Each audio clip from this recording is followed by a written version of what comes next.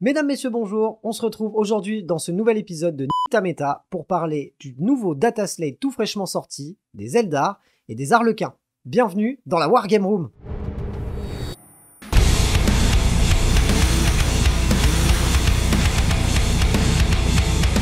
Si vous aimez le contenu proposé par la chaîne, je vous invite à vous y abonner, à mettre des pouces bleus sous les vidéos et à mettre votre avis en commentaire. Si vous voulez aider le studio dans son développement, n'hésitez pas à aller faire un don sur Tipeee, le lien est dans la description.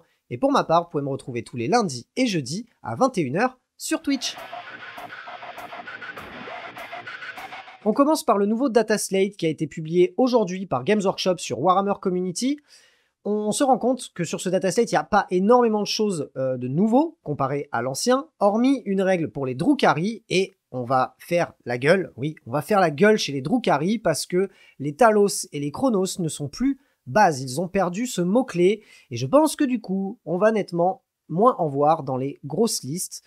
Faudra voir ce que les joueurs vont faire de cette information. Je pense pas que ça soit le plus gros nerf de l'armée Drukhari, parce qu'il y a plein d'autres choses à faire avec. Maintenant, ça empêchera peut-être certains mécanismes où on voit 12 milliards de fois la même figurine. Donc, à voir ce qu'on va pouvoir en faire, et comment on va construire une liste, peut-être sans, ou du moins avec beaucoup moins de ces unités dans l'armée. Maintenant, le reste de la Data Slate, je suis assez content d'ailleurs que Games Workshop ait fait ça. On a juste les informations qui avaient été précédemment publiées dans l'ancien Data Slate. C'est-à-dire qu'au lieu d'avoir 2 PDF avec nous, on n'en aura qu'un. Et j'espère qu'ils vont continuer à enrichir en fait ce fichier pour que l'on n'ait pas à télécharger 18 000 trucs différents, les imprimer et se pointer avec un porte-vue entier de mise à jour. Et ça, c'est je trouve un très bon point de la part de Games Workshop. J'espère qu'ils continueront à le faire. En ce qui concerne les Harlequins, on a eu des premières informations sur notamment la façon dont on va pouvoir les jouer. Apparemment, leur présence est à peu près confirmée dans le codex Eldar. Cette règle nous explique que tout simplement, on va pouvoir utiliser donc des unités Harlequins dans n'importe quel de nos détachements Azuriani, donc Eldar, ou dans n'importe quel de notre détachement Drukhari, sans pour autant casser le mot-clé de la faction et sans pour autant surtout casser le détachement. C'est plutôt pas mal. Maintenant, ça laisse croire que l'Arlequin serait peut-être plus trop jouable en stand-alone. On va être peut-être obligé de l'inclure dans une armée pour que ça soit vraiment fort. J'espère que non, parce que l'armée Arlequin est quand même sympa. Maintenant, ça permet d'enrichir un petit peu les entrées de ce codex, parce que quand on joue Arlequin pur et dur, on a 5 entrées à tout péter. Donc c'est vrai que c'est peut-être un petit peu réducteur. Là, on va pouvoir les utiliser dans un petit peu toutes les armées d'Eldar, et ça risque d'être pas mal, ça risque de se comboter avec pas mal de choses. Faudra voir ce que ça donne une fois que le codex sera sorti, bien évidemment. On a ensuite une mise à jour et plutôt un lissage, on va dire, des armes de corps à corps Arlequin, hormis ce qui concerne l'épée d'Arlequin. Tout ce qui va concerner le baiser, l'étreinte et la caresse d'Arlequin vont être des armes qui auront une force de +1 pour une pénétration d'armure de -2 pour un dégât de 2. La seule chose qui va en fait changer, c'est le mot-clé. Lorsque l'on aura équipé nos Arlequins, par exemple du baiser d'Arlequin, on va avoir ce mot-clé précis qui va débloquer certaines compétences et apparemment certains stratagèmes. Donc le profil de ces armes a été complètement lissé. Je ne sais pas si c'est une bonne chose. Sur le papier, c'est pas fou. Maintenant, il faut voir ce que les stratagèmes pourront apporter à cet équipement-là. On a par contre quelques aperçus déjà de ce que pourront représenter ces armes dans le jeu. Le premier stratagème, le baiser de la mort, concernera donc les baisers d'Arlequin. Il coûtera 1 point de commandement et il va vous permettre, à la phase donc de combat, lorsque vous allez frapper une unité ennemie avec cette arme-là, lorsque vous ferez un 6 au jet de blessure, ça causera une blessure mortelle en plus des dégâts normaux, à savoir qu'on ne pourra blesser de cette manière que 6 fois, donc on ne pourra infliger que 6 blessures mortelles au total, et ce stratagème ainsi qu'un autre ne pourront être utilisés qu'une seule fois par phase. Le deuxième stratagème concerne la caresse d'Arlequin, la caresse d'Oblivion. C'est pour 2 points de commandement et encore pendant la phase de combat, lorsqu'on va frapper une unité ennemie avec une unité équipée de caresse d'Arlequin, on va ignorer les sauvegardes d'armure invulnérables. À savoir que cette arme de base a une pénétration d'armure de -2, il faudra voir si on a une meilleure capacité à faire baisser l'armure, parce qu'une simple PA de -2, par exemple sur du Custodes, ne changera pas grand chose, puisque de toute façon le Custodes a une sauvegarde à 2+, donc la sauvegarde va passer à 4+, et leur invulnérable est déjà à 4+, donc on s'en fout un petit peu de faire sauter l'invulnérable dans ce cas précis. Donc il faudra voir comment on pourra utiliser ce stratagème, à savoir que pareil, il ne peut être utilisé qu'une seule fois par phase, et qu'il coûte quand même 2 points de commandement. Ça reste un moyen de faire sauver les sauvegardes invulnérables, c'est pas mal sur les unités qui ont des sauvegardes de base vraiment pas terribles. Maintenant, il faudra voir vraiment sur la table ce que ça va donner. Et le dernier stratagème, l'étreinte mortelle, pour un point de commandement, va vous permettre, lorsque vous êtes équipé d'étreinte d'Arlequin, lorsque vous faites un mouvement de charge ou une intervention héroïque, vous allez avoir la possibilité de sélectionner une unité ennemie qui est à portée d'engagement, et pour chaque figurine à l'intérieur de cette unité, vous allez jeter un D6, et sur un 4+, ça fera une blessure mortelle, à un maximum de 6 blessures mortelles, à savoir que ce stratagème ne peut pas être utilisé sur un véhicule ou sur un monstre. Et encore une mise à jour d'un profil d'arme qu'on a très peu vu depuis que ce codex existe, depuis que ce véhicule en question existe, c'est l'arme du Voidweaver. Cette arme a une portée de 24, elle fera donc 2d3 touches, enfin 2d3 tirs, pour une pénétration d'armure de -3 et un dégât de 3. En plus de ça, cette arme est à déflagration, à savoir que lorsqu'on va cibler un véhicule, on va tout le temps blesser quoi qu'il arrive sur un 4+, et si on fait un 6 à la blessure, on infligera d3 blessures mortelles en plus des autres dégâts de l'arme. Je sais pas ce que cette arme va donner, je sais pas si ça va rendre ce véhicule de nouveau, jouable, tout simplement. Maintenant, le profil est un peu plus sexy que ce que c'était avant. Maintenant, il faudra faire des tests sur la table. J'ai très peu joué contre l'Arlequin et l'armée du studio étant à peine terminée, j'ai pas encore pu la prendre en main. Donc je pourrais pas vous dire à coup sûr si ce véhicule va être un truc de ouf ou si ça va être tout simplement à laisser dans sa vitrine. Très certainement qu'on en aura un aperçu très rapidement sur la chaîne.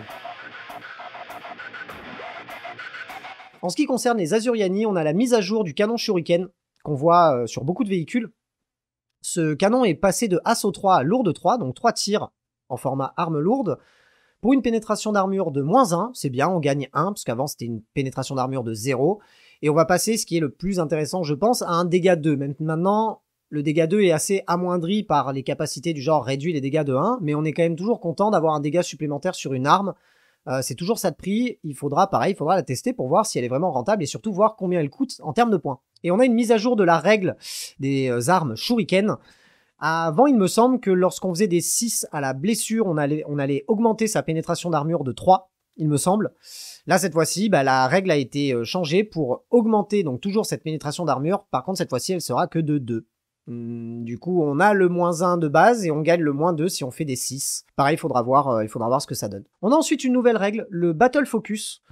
Ça nous explique tout simplement que lorsqu'on se déplace et qu'on advance avec une unité, on va avoir quand même la possibilité de tirer avec ses armes d'assaut et ses armes pistolet, tout en étant considéré comme étant resté stationnaire. Et la deuxième capacité de cette règle, ça va nous permettre, lorsque l'on aura effectué un mouvement et que l'on aura tiré, après avoir tiré, on va avoir la possibilité de jeter un D6 et on va pouvoir déplacer les figurines de cette unité de la distance qu'on aura déterminée avec ce dé.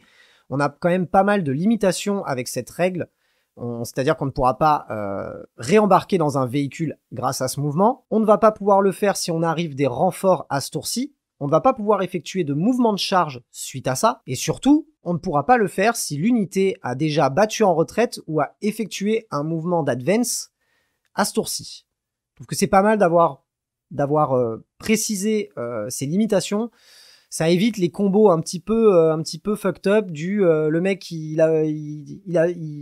il avance, il tire, il réembarque dans un véhicule, tu peux pas l'atteindre et il te fait ça à tous les tours et t'as le seum. Donc je trouve que c'est plutôt pas mal qu'ils aient mis plusieurs limitations et il faudra voir encore une fois en jeu ce que ça va donner. Ça donne encore un petit peu plus de mobilité à l'Eldar qui de base n'en a pas ultra besoin vu qu'il est déjà super rapide, mais ça lui permettra très certainement de se mettre au frais pour pas prendre tarif une fois qu'il a tiré. Donc ça peut être pas mal. La dernière capacité dont je vais vous parler aujourd'hui, c'est le Strands of Fate. Ça nous permet, pour une armée Azuriani, de jeter au début de la bataille 6d6, et selon le format de jeu auquel on joue, on va pouvoir en retenir un certain nombre. Le plus petit format, on pourra en retenir 2, ensuite 3, ensuite 4, et pour le format standard auquel la plupart d'entre nous jouons, ça va être 5D. Les résultats des dés qu'on va sélectionner vont nous permettre d'interréagir sur d'autres jets de dés durant la partie. Par exemple, tous les dés qui feront des 1 vont pouvoir vous permettre de changer un jet de dés sur une advance par exemple. Le 2, ça sera pour la charge, le 3, ça sera pour les tests psychiques, le 4, ça sera pour les jets pour toucher, le 5, ça sera pour les jets pour blesser, et le 6, ça sera pour les sauvegardes d'armure. À savoir que lorsqu'on va vouloir donc utiliser ces dés, on ne va pas jeter initialement les dés prévus pour ça, on va directement utiliser ce dé et ça va devenir un dé qui fera un 6 non modifié automatique. À savoir que ça ne peut être fait que sur un seul dé. Si on se retrouve à faire par exemple un test de morale ou un test tout simplement, un test psychique qui nous demande de jeter 2 dés, on ne va pouvoir en transformer que un seul en 6. On sera obligé de jeter le deuxième à la régulière, si je puis dire. Nouveau mécanisme qu'il faudra prendre en main, est-ce que ça va être suffisant d'avoir uniquement 5 dés au total à utiliser sur la partie? Maintenant, c'est une règle en plus, on la prend, c'est toujours utile. Est-ce qu'on va énormément la payer au sein des datasheets? Est-ce que du coup, les unités vont être très chères parce qu'on a cette capacité en plus? Faudra voir. Maintenant, on est toujours content d'avoir, en gros, pas mal de 6 non modifiés dans sa besace, à savoir que souvent, les 6 font des capacités en plus. Donc, ça sera utilisé et je pense que pour les sauvegardes, c'est pas mal. Enfin, c'est à tester. Je trouve que c'est un bon mécanisme. Ça rajoute encore une surcouche de règles à un jeu qui est déjà plein de règles. Ça commence à devenir, mine de rien, pas très accessible pour les nouveaux joueurs. Les lectures de codex sont de plus en plus lourdes, avec de plus en plus de règles qui s'accumulent. Mais pour les joueurs aguerris et les joueurs habitués à ce format de jeu et à lire tout le temps 10 milliards de codex et avoir 36 règles différentes, je pense que ça ne les dérangera pas de rajouter quelques règles supplémentaires à leur codex préféré. Si vous avez aimé cette vidéo, n'hésitez pas à y mettre un pouce bleu. Donnez-moi votre avis dans les commentaires. Comme vous avez pu le constater, le format a un petit peu changé. Je fais ça maintenant devant mon ordinateur via ma webcam pour gagner un petit peu de temps sur le tournage et surtout le faire de manière la plus régulière possible sans perdre trop de temps à l'installation. J'espère que la qualité sera suffisante. Donc donnez-moi votre avis, j'ai hâte de savoir si ce format vous plaît. On se retrouve très bientôt pour plein d'autres vidéos. En attendant, la boîte Eldar KO est disponible en précommande chez MyHobbyPlace. N'hésitez pas à y aller faire un tour. Il ne me reste plus qu'à vous dire à bientôt dans la Wargame Room.